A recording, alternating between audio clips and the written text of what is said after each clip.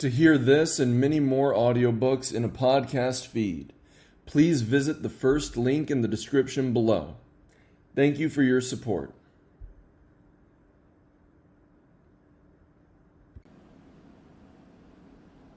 The Governance of China, Volume 3, by Xi Jinping.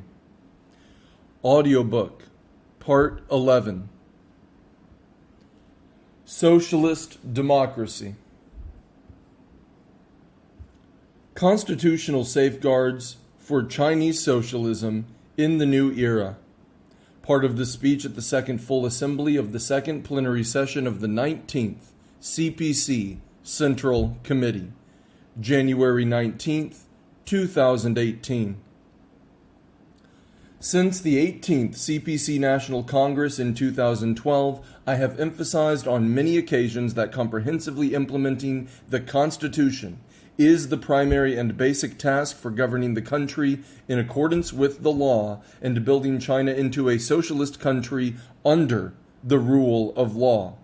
We place the implementation of the Constitution at a prominent position in comprehensive law-based governance and have taken effective measures to strengthen oversight of the process of implementation to ensure that it complies with the terms of the Constitution and to uphold the authority of the Constitution and the law. In 2014, to implement the decisions of the Fourth Plenary Session of the 18th CPC Central Committee, the NPC Standing Committee designated December 4th as China's Constitution Day.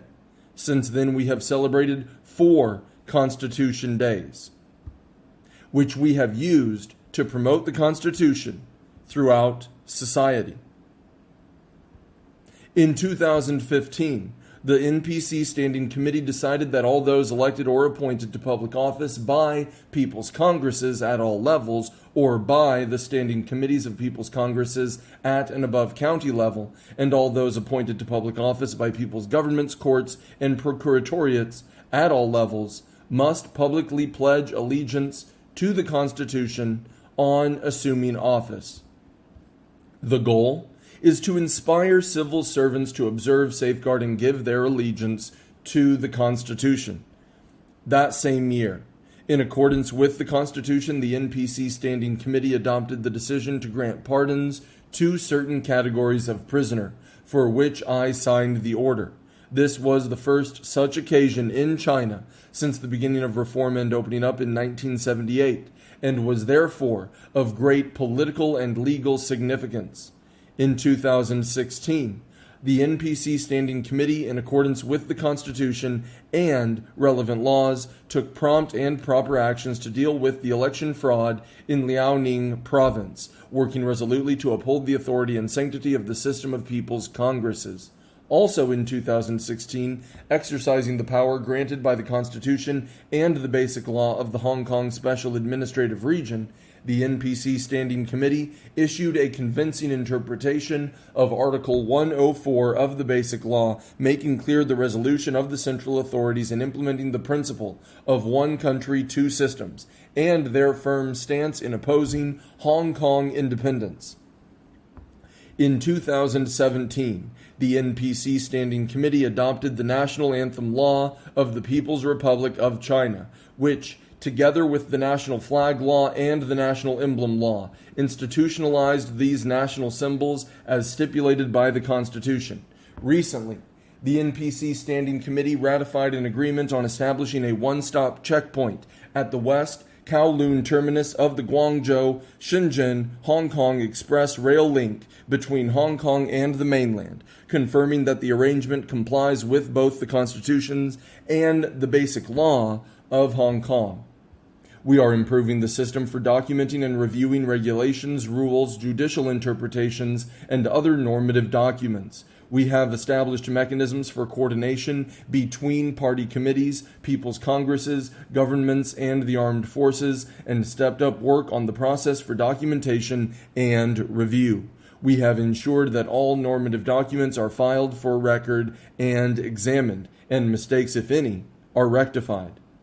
Laws should be made based on the developments of the times, and rituals should be instituted to meet specific needs. Footnote 1. Strategies of the States. Zhang Guozi. End of footnote 1. One of the important considerations of the CPC Central Committee in proposing revisions to the Constitution is the need to continue reform of the national supervision system as a major measure for the political reform launched and promoted by the Central Committee. It requires us to make significant adjustments and improvements to the top-level design of our state institutions, which in turn necessitates revisions to the Constitution. After pilot reform programs had been proposed by the Central Committee, the NPC Standing Committee decided in 2016 that they would first be piloted in Beijing and the two provinces of Shanxi and Zhejiang, and it decided in 2017 that the reform would be extended to the rest of the country. Meanwhile, the NPC Standing Committee was actively preparing for and driving forward national legislation. Currently, we are advancing legislation on revisions to the Constitution and national supervision, and the drafts will be submitted in accordance with statutory procedures to the 13th NPC for deliberation. Given the progress in reforming the supervision system, we have properly coordinated endeavors to continue reform and promote the rule of law, and meet the requirement that all major reform measures must be law-based, thereby highlighting the party's governing principle that it must act within the confines of the Constitution and the law. The Constitution embodies the common will and aspiration of the CPC and the people, and is the highest expression of state will. The law is what the state relies on to gain popular trust. Footnote 2. Wu Jing. Governance of the Zhenguan period. Zhenguan Zhenyao. End of footnote 2. The Constitution is what the state relies on to gain the greatest popular trust. To make laws, we must emphasize the spirit of scientific inquiry and fully understand and consciously apply this truth. In Karl Marx's words, the legislator should regard himself as a naturalist. He does not make the laws. He does not invent them. He only formulates them, expressing in conscious positive laws the inner laws of spiritual relations. Footnote 3. Karl Marx, The Divorce Bill. Karl Marx and Friedrich Engels, Collected Works, Volume 1, English edition, Progress Publishers, Moscow, 1979, page 308. End of footnote 3. Formulating and revising the Constitution is the most important political and legislative activity in all countries, and it must be conducted in a serious and scientific manner. When presiding over the drafting of the first Constitution of the PRC in 1954, Mao Zedong stated, "Creating a constitution is a matter of science." Footnote 4. Mao Zedong on the Draft Constitution of the People's Republic of China. Collected Works of Mao Zedong, Volume 6. Chinese edition, People's Publishing House. Beijing, 1999, page 330. End of footnote 4.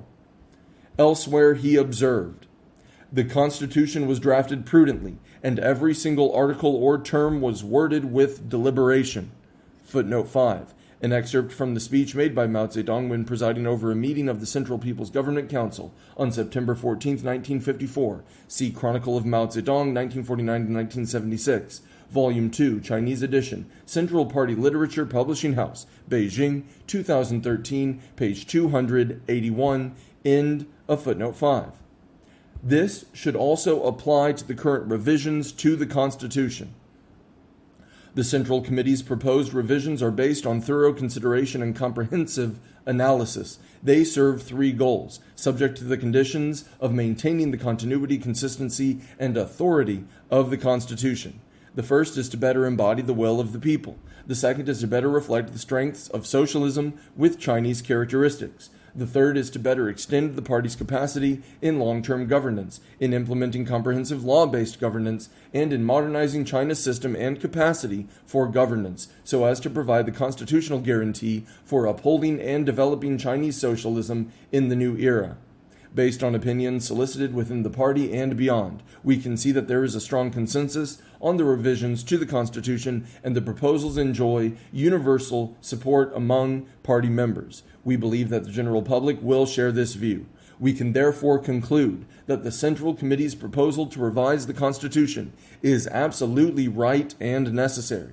It is of great significance in ensuring that the Constitution is always aligned as closely as possible with our national conditions and the demands of the times. Advance the rule of law under Chinese socialism. Part of the speech at the first meeting of the Commission for Law-Based Governance under the CPC Central Committee, August 24, 2018. Since the 18th CPC National Congress in 2012, the Central Committee has made a series of major decisions and worked out a chain of major measures on law-based governance. To further the cause of our party and state, we have strengthened legislation in key areas and improved our socialist legal system with distinctive Chinese features. Upholding constitution-based governance, we have amended the Constitution as required by the times, designated the National Constitution Day, and established the institution of pledging allegiance to the Constitution. In addition, the oversight of the implementation of the Constitution has been strengthened.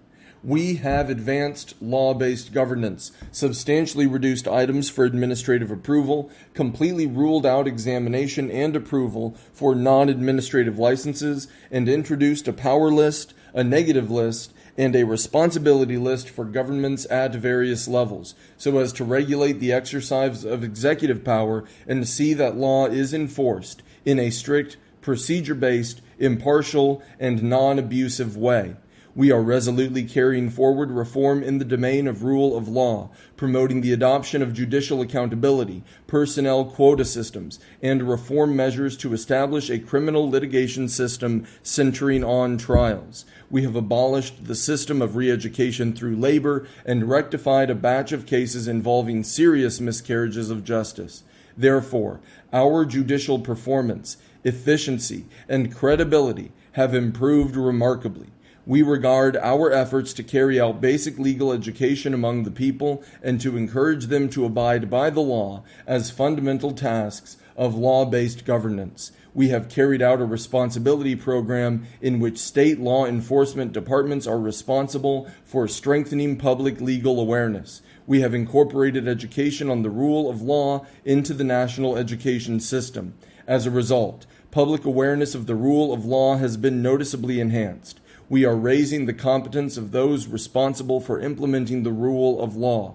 We are developing a workforce of legal service professionals and strengthening legal education and the training of legal personnel. We have kept our commitment to law-based governance, developing and improving party rules and regulations, pushing forward the reform of the national supervision system, punishing corruption and crimes in accordance with the law, and exercising full and strict governance over our party. As a result, remarkable results have been achieved in all those areas.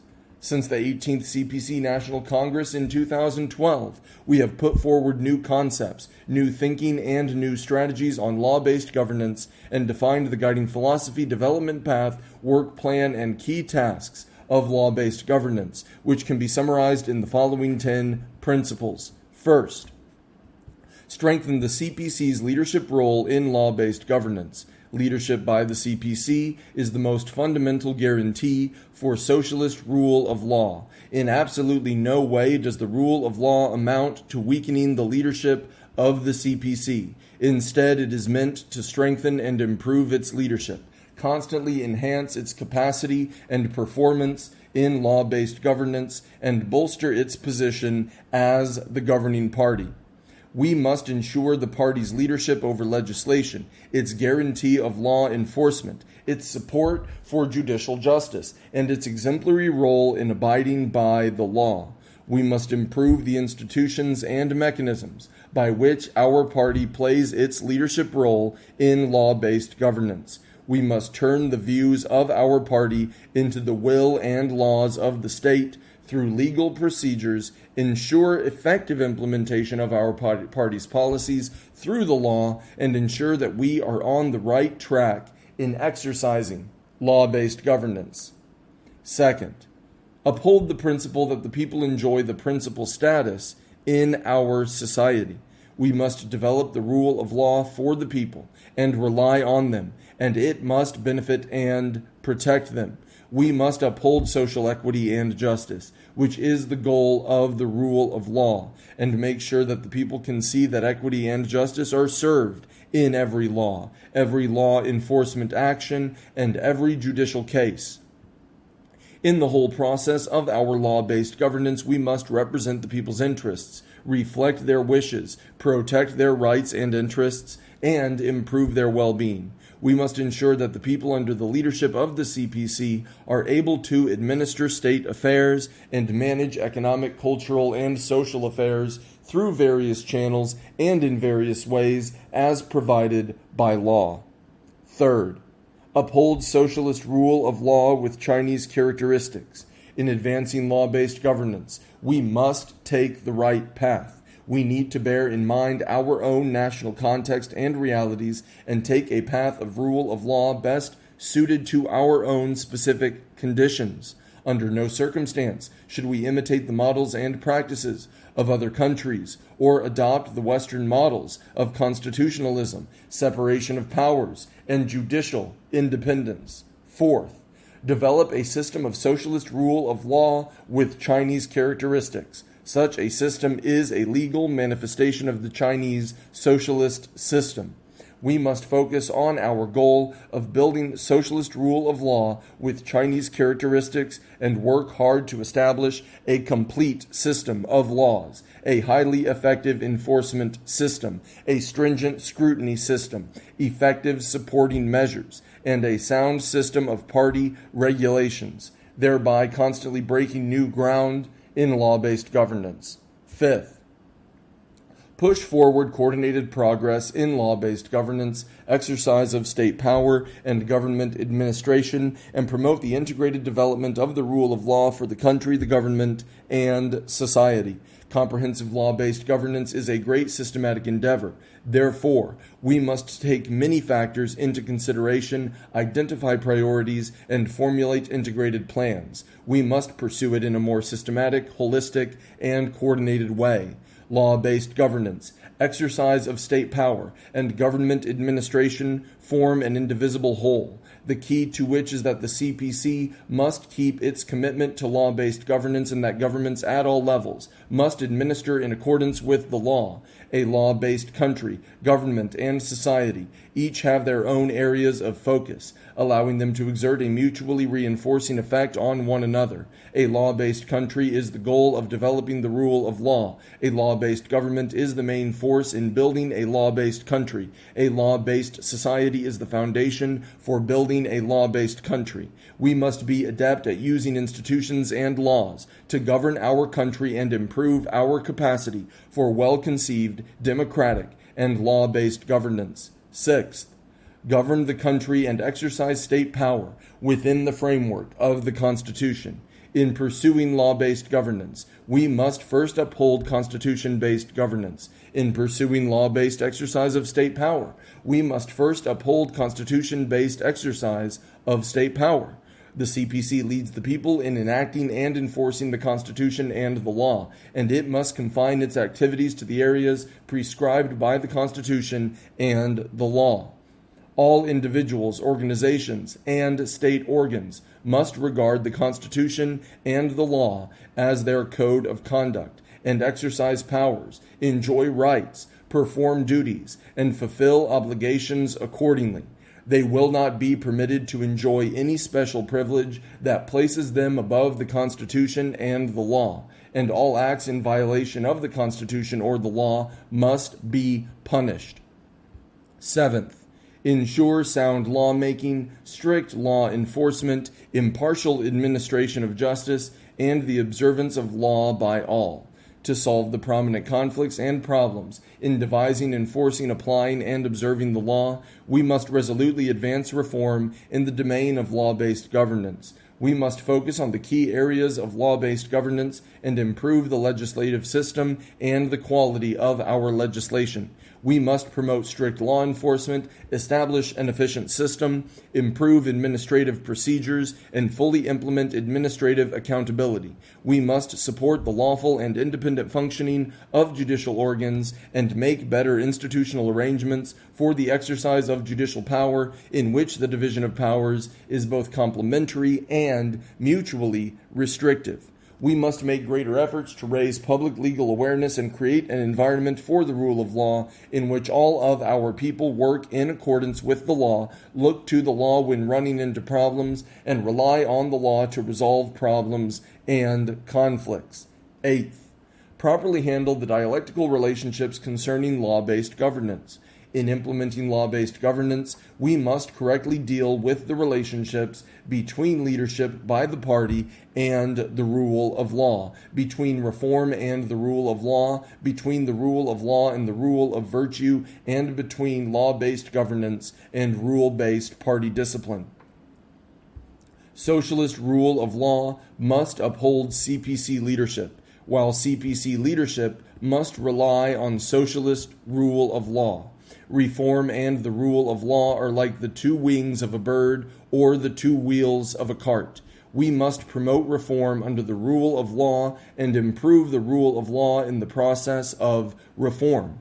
We must integrate the rule of law with the rule of virtue so that they complement and reinforce each other.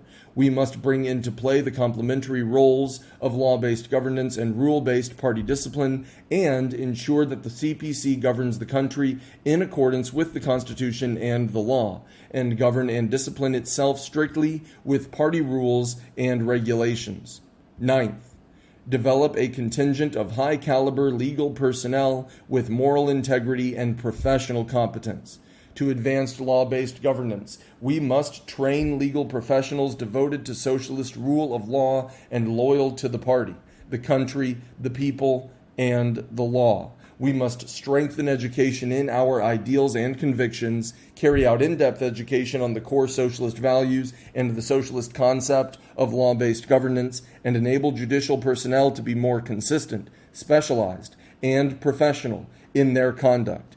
We must stick to our goal of legal education to foster virtuous specialists who are morally and professionally strong.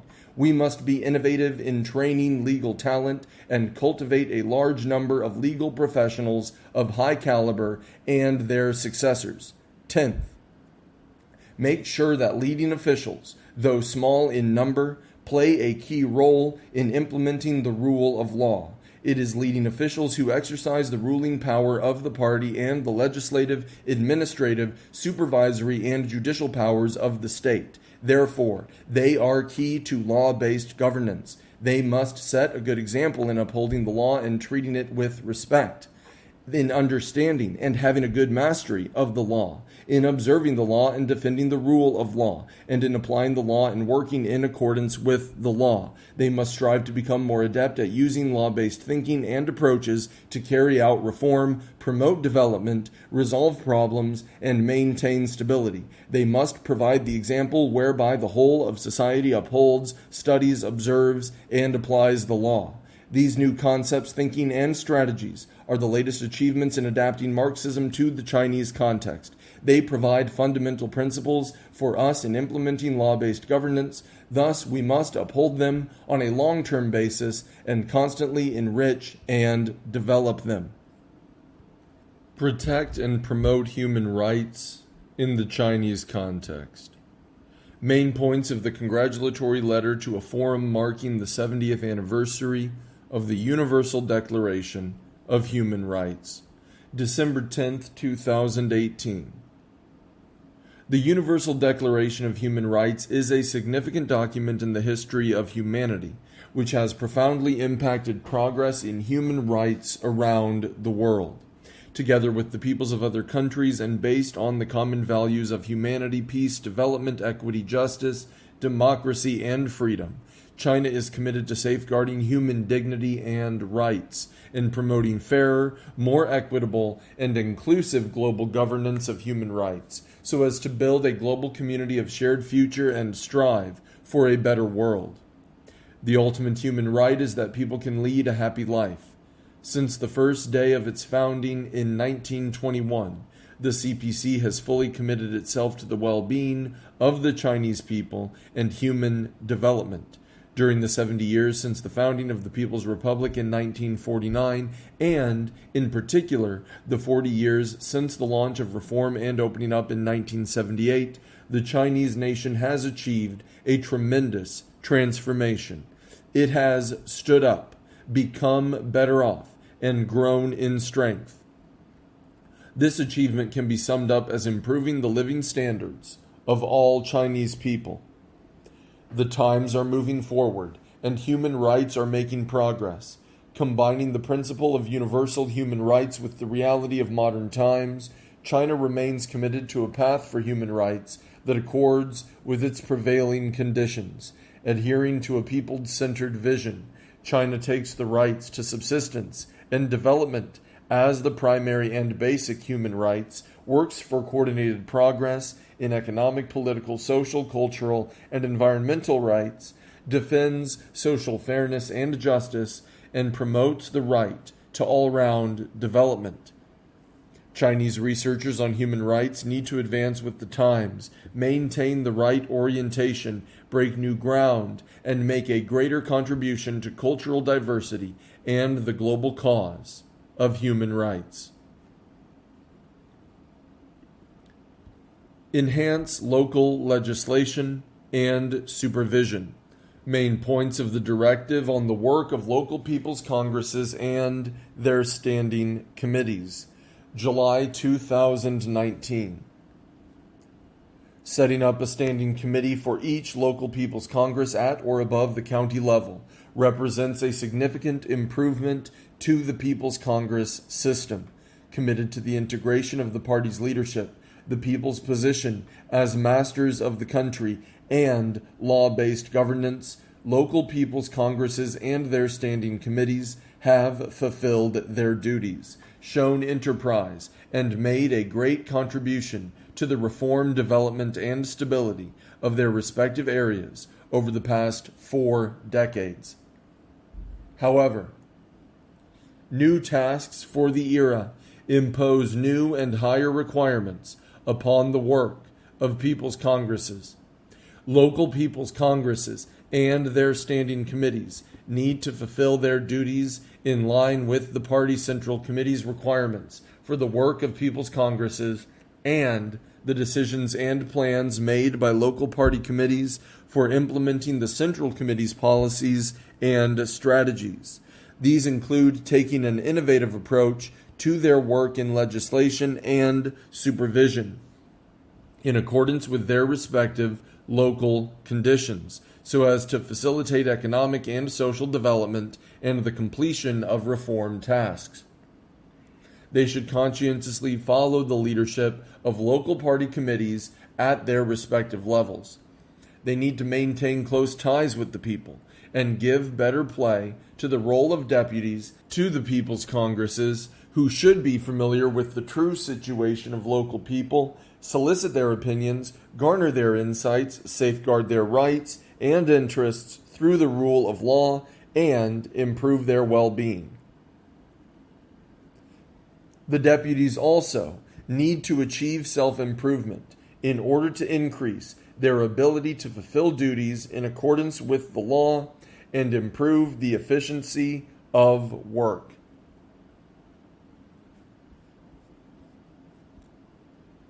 Consolidate socialist consultative democracy. Part of the speech at the Central Committee's conference on the CPPCC's work, marking the 70th anniversary of the organization, September 20th, 2019. The Chinese People's Political Consultative Conference, CPPCC, is a great achievement of the CPC in combining the Marxist-Leninist theories of the United Front, political parties, and democratic politics with the conditions in China.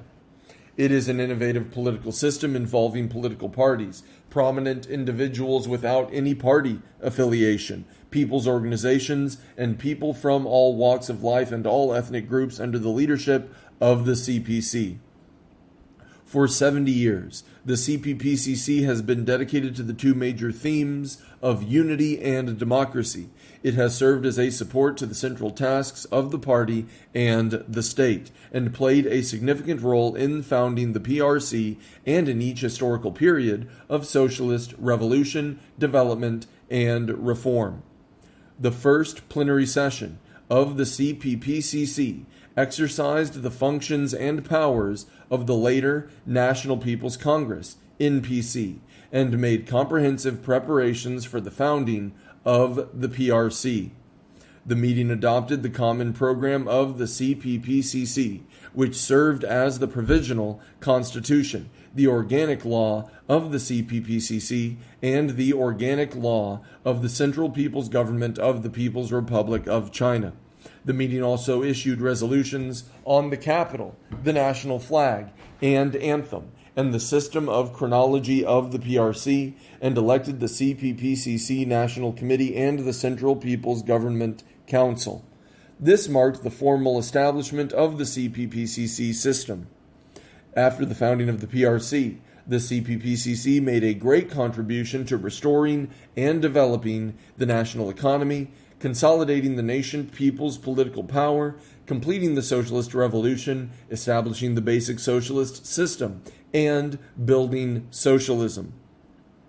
After the MPC was inaugurated in 1954, the CPPCC continued to play an important role in the country's political and social affairs. In 1978, the third plenary session of the 11th CPC Central Committee was held, and the CPPCC entered a new stage in its development.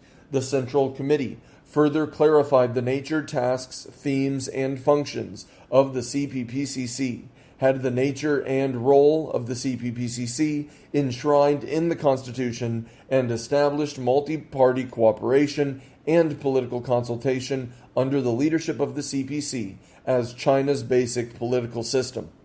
The CPPCC implemented the party's theories, lines, principles, and policies, and worked hard to mobilize all resources, unite all available forces, and make important contributions to reform, opening up, and socialist modernization. Socialism with Chinese characteristics has now entered a new era, and the CPC Central Committee has made a series of major plans for the CPPCC. The CPPCC implements the thought on socialism with Chinese characteristics for a new era, remains true to its nature and role, focuses on advancing the five-sphere integrated plan and the four-pronged comprehensive strategy, and works wholeheartedly to achieve our two centenary goals and realize the Chinese dream of national rejuvenation. It has rallied strength for the development of the party and the country, and broken new ground for its own undertakings. Since the 18th CPC National Congress, building on our experience, we have put forward a series of new requirements for the CPPCC, mainly as regards the following. First, the party's leadership over the CPPCC should be strengthened. The party's leadership is supported by the Chinese people from all political parties, people's organizations, ethnic groups, social strata, and all walks of life. It is the founding principle of the CPPCC and the fundamental guarantee for its progress. The CPPCC should always follow the party's leadership and earnestly implement the requirements of the CPC Central Committee. Second, the CPPCC should always be clear about its nature and role. As an organization for maintaining the united front, an institution for multi-party cooperation and political consultation, and a major form through which people's democracy is practiced, the CPPCC is an important channel and specialized body for socialist consultative democracy and an important part of the state governance system. It is an institution with Chinese characteristics. The CPPCC should remain true to its nature and role and unswervingly take the path of socialist political development with Chinese characteristics. Third, the CPPCC should give full play to its role as a specialized consultative body. Consultative democracy is an important way for the party to exercise its leadership. It is a unique form and a distinctive strength of China's socialist democracy. The CPPCC should uphold consultative democracy in performing its duties. It should integrate efforts to promote democracy and enhance unity while working to offer suggestions on state affairs and build consensus. It should also carry out democratic scrutiny over the implementation of important decisions and plans made by the party and the state. Fourth, the CPPCC should support and help improve China's political party system. The system of multi-party cooperation and political consultation under the leadership of the CPC is China's basic political system and a new model that has grown out of the soil of China. The CPPCC should create conditions for other political parties and promote prominent individuals without any party affiliation to play a better role in this regard. Fifth, the CPPCC should gather extensive support and pool strength. It should perform its role as an organization for maintaining the united front, promote solidarity and unity, balance commonality and diversity, consolidate the common theoretical and political foundation, strengthen political guidance, and build consensus. It should strive to seek the greatest common ground, draw the widest possible inclusive circle, and create a powerful driving force for national rejuvenation.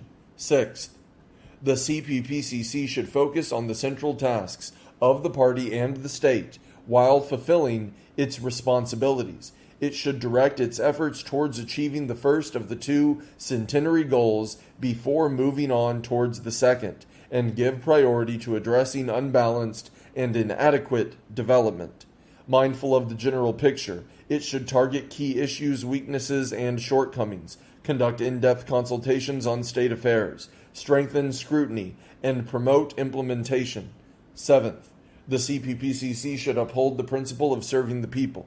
It should focus on fulfilling the people's desire for a better life and improving their living standards. It should listen to public appeals, reflect public aspirations, and tackle practical problems concerning people's daily lives so as to assist the party and the government in improving the well-being of the people. Eighth, the CPPCC should improve its ability to perform its duties in the spirit of reform and innovation. It should become more capable of developing its political acumen, conducting research, maintaining contact with the people, and working collaboratively. The CPPCC should strengthen the ranks of its members and help them learn more about the organization, be more adept at conducting consultations and discussing state affairs, observe discipline, abide by the rules, and act with moral integrity. Practice over the past 70 years has proved that the CPPCC system has many unique strengths. Marx and Engels said, "What is democracy? It must have a meaning or it would not exist." It is all a matter, then, of finding the true meaning of democracy. Footnote 1. Karl Marx and Friedrich Engels Collected Works, Volume 10, English edition, Progress Publishers, Moscow, 1979, page 304, end of footnote 1. There are diverse ways to realize democracy, so we must not be confined to just one particular rigid model. Experience has shown that China's model of democracy is workable and effective in the country. In this new era, we must adhere to the CPPCC system, champion the cause of the CPPCC, carry out the work related to the United Front with a strong sense of responsibility, and unite more people around the party. Today's world is undergoing a scale of change unseen in a century, and we are now in a critical phase of realizing the rejuvenation of the Chinese nation. The closer we get to the goal, the more complex the situation becomes, the more arduous the task is, and the more we should give play to the political strengths of the leadership of the CPC and the institutional strengths of socialism with Chinese characteristics. We must pool wisdom and strength to forge a strong synergy with which the Chinese people at home and abroad focus their thoughts and efforts towards the same goal. In the current era, the overall requirements for strengthening and improving the work of the CPPCC are: enhance the four consciousnesses, bolster the fourth sphere confidence, and remain committed to the two upholds under the guidance of the thought on socialism with Chinese characteristics for a new era.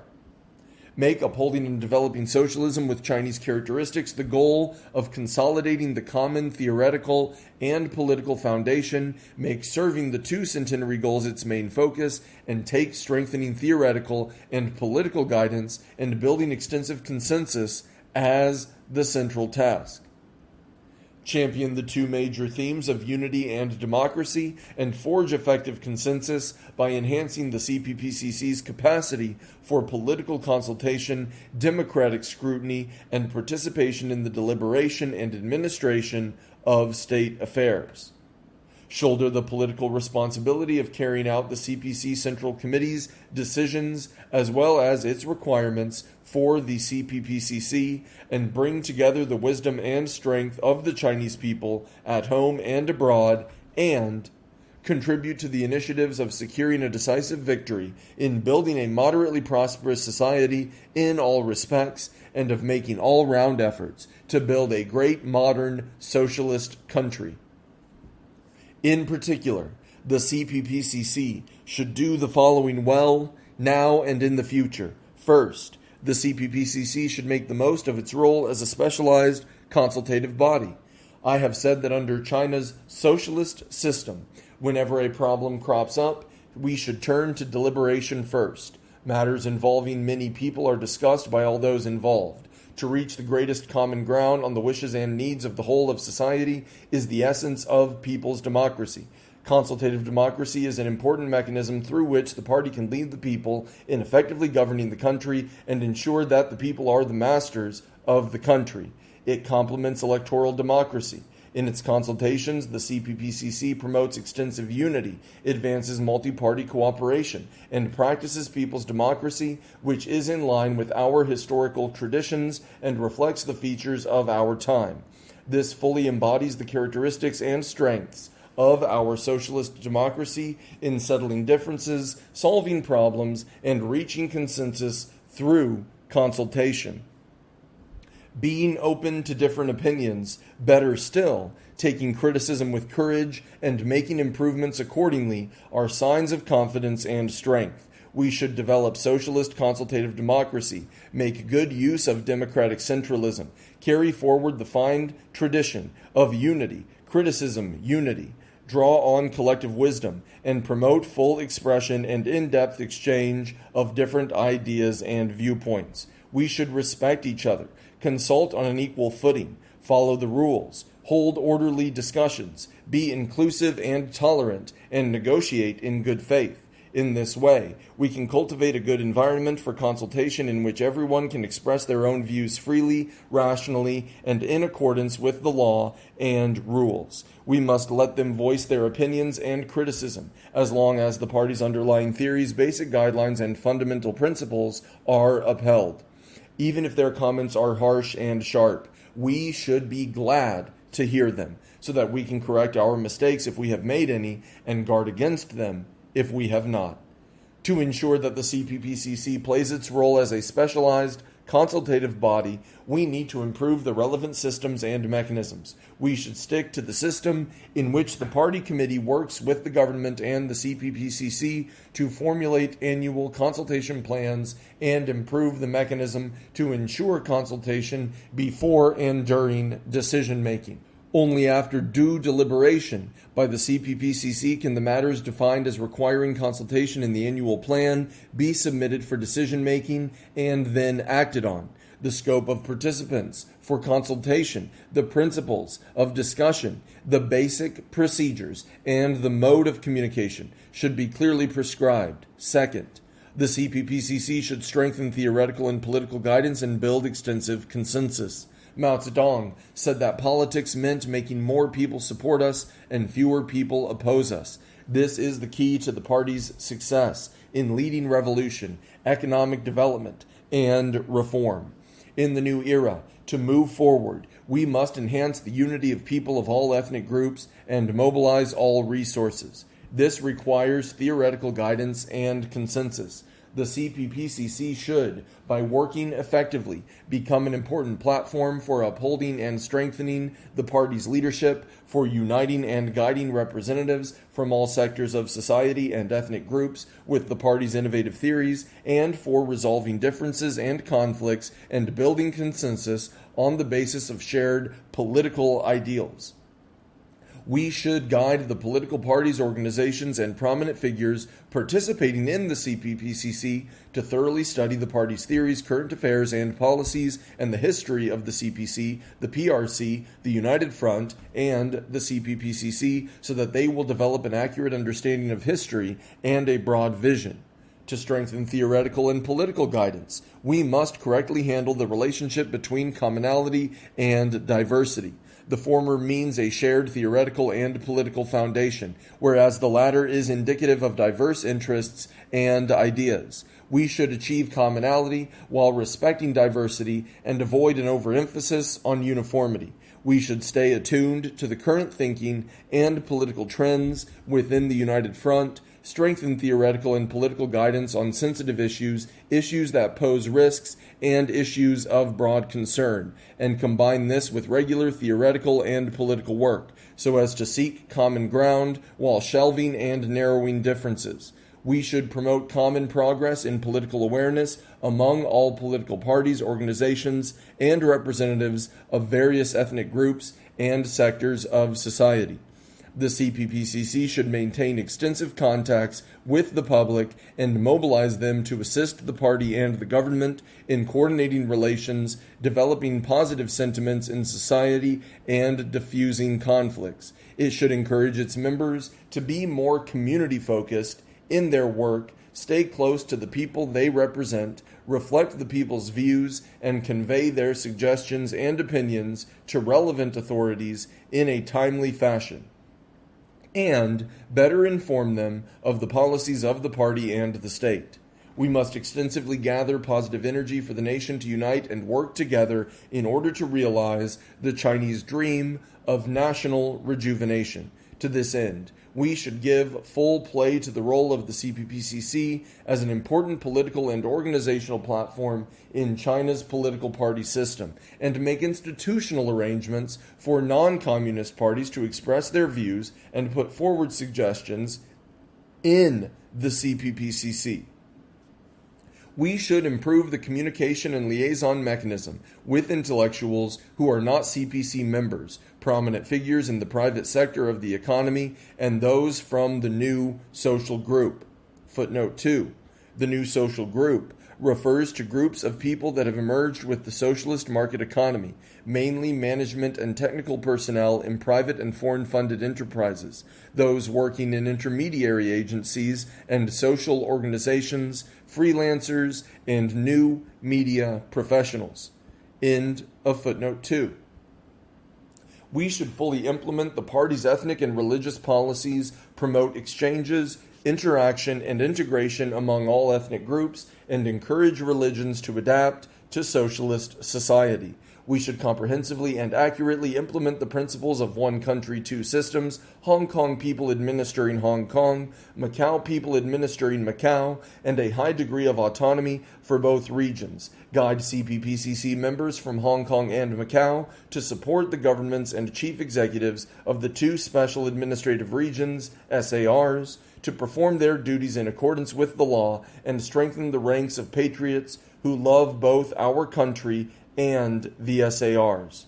We must follow the One China principle and the 1992 consensus, expand exchanges with relevant political parties, organizations, and people from all walks of life in Taiwan, and promote integrated development across the Taiwan Straits.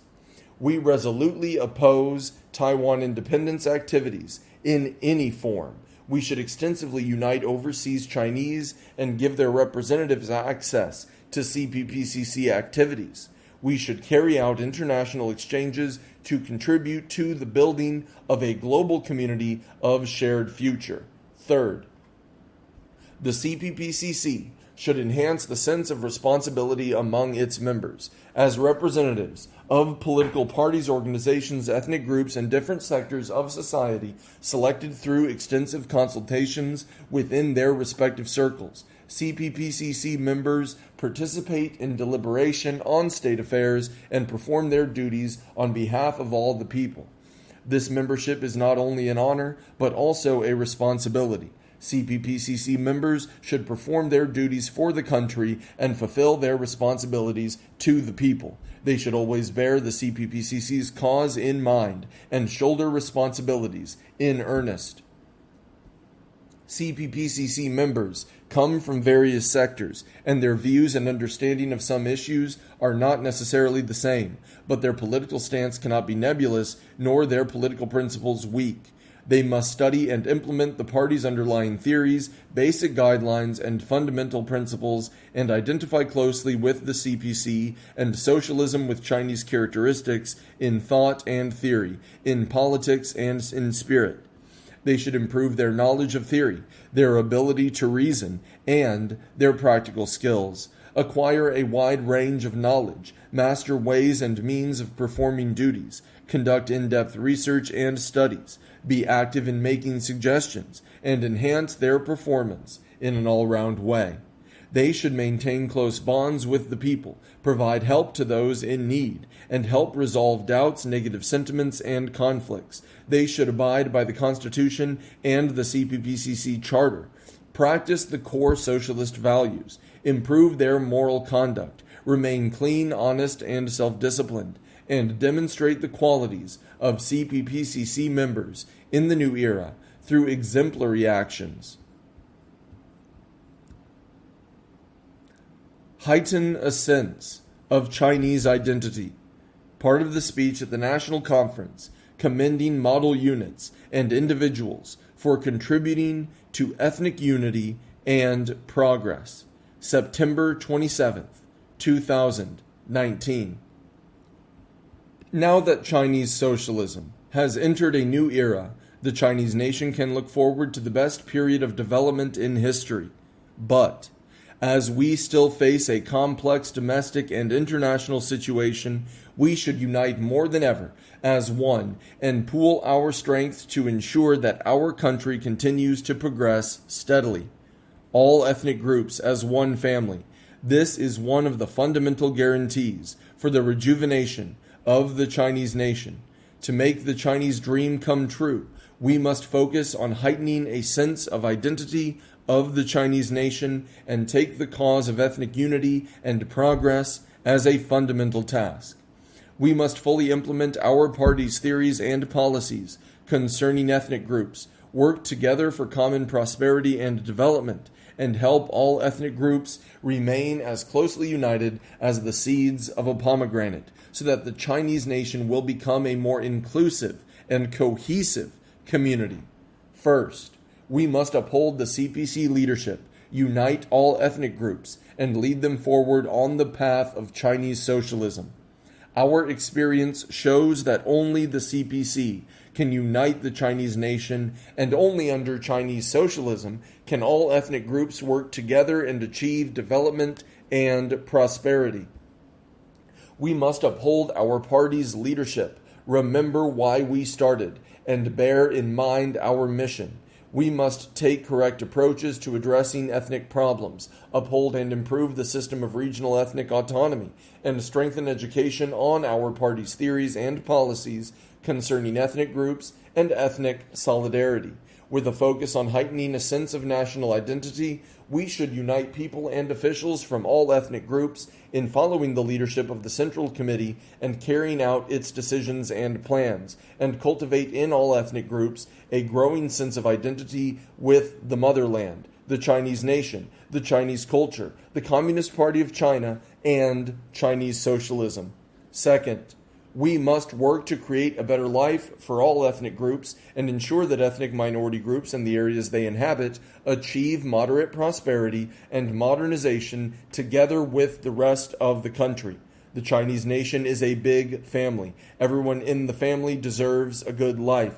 We cannot have across-the-board moderate prosperity and modernization if ethnic minority areas are left behind. We should accelerate development of ethnic minority groups and the areas they inhabit, ensure equal access to basic public services, and help them turn natural resources into economic gains. The achievements of reform and development should benefit more people from all ethnic groups in a fair way, so that they will have a growing sense of gain, happiness, and security. We should improve different policies for different regions, strengthen the system of transfer payments, and improve paired assistance between more developed and less developed areas. We should fully implement the plans for developing areas heavily populated by ethnic minorities and ethnic groups with smaller populations, and the action plan to bring prosperity to border areas and their residents. During the 14th five-year plan period, 2021 to 2025, we should fully implement our plans for ethnic minority groups and the areas they inhabit so that all ethnic groups work together to create a better future and share the new glories and dreams of the Chinese nation. Third, we must uphold the core socialist values in building a cultural home shared by all ethnic groups. Culture is the soul of a nation, and cultural identity is the root of ethnic unity.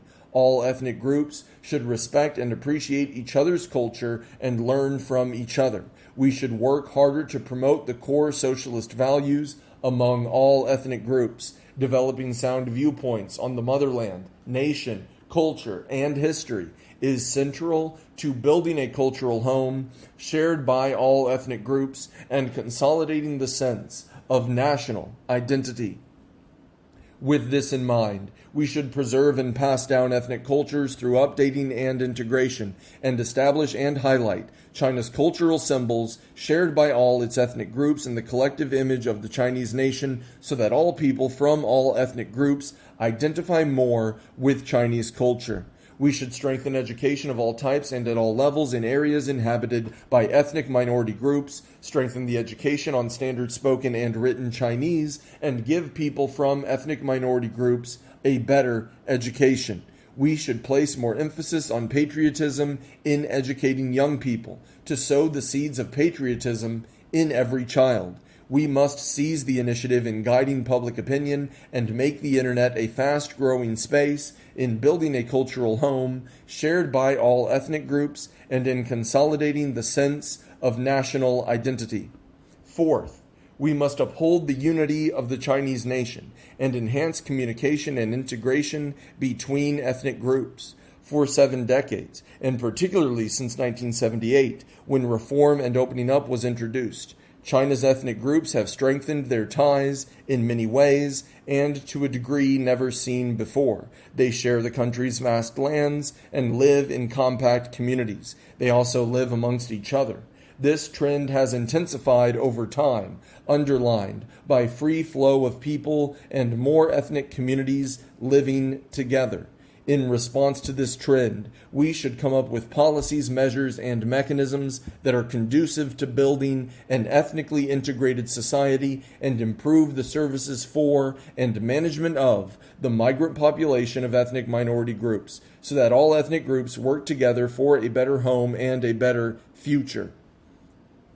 We should consistently enhance ethnic unity and progress in all areas, and introduce new forms of initiative to government departments, enterprises, communities, towns and townships, schools, military units, and venues for religious activities. Han chauvinism and local ethnic chauvinism are both enemies of ethnic unity and must be opposed.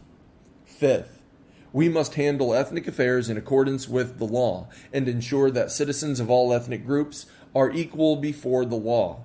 On the basis of the law on regional ethnic autonomy, we should improve laws and regulations concerning ethnic minority groups and protect the legitimate rights and interests of all groups by law.